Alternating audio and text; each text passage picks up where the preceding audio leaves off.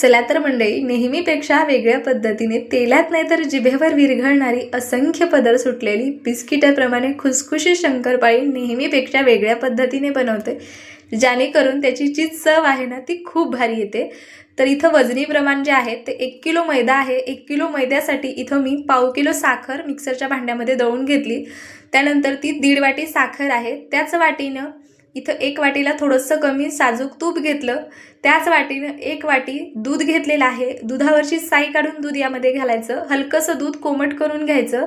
त्यानंतर हे सगळं एकत्रित फेटून घ्यायचं। त्यानंतर यामध्ये मैदा जसा मावेल तसा व्यवस्थित चाळून ह्यामध्ये मैदा घालायचा। इथं मला संपूर्ण 1 किलो मैदा लागला होता, तुम्हाला थोडासा कमी किंवा जास्त लागू शकतो।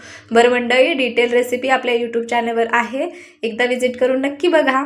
त्यानंतर हे पीठ थोडंसं मुरवून घ्यायचं आणि त्यानंतर हे अशा पद्धतीने लाटून घ्यायचं। नेहमी आपण चपाती लाटतो त्यापेक्षा थोडंसं जाड लाटायचं, खूप जास्त सुद्धा जाड करायचं नाही, मध्यम लाटून घ्यायचं, जेणेकरून शंकरपाळी व्यवस्थित तळली जाते आतपर्यंत। खूप जाड शंकरपाळी जर केली तर ती आतमध्ये व्यवस्थित तळली जात नाही, त्याने ती तेलकट होण्याची शक्यता असते किंवा थोड्या दिवसांनी ती मऊ सुद्धा पडू शकते। अशा पद्धतीने जर शंकरपाळी बनवली ना मंडळी तर 15 ते 20 दिवस ही शंकरपाळी अशीच खुसखुशीत राहते आणि खूप चवीला छान लागते। त्यामुळे नक्की रेसिपी ट्राय करा आणि कशी वाटली मला कमेंट करून जरूर कळवा।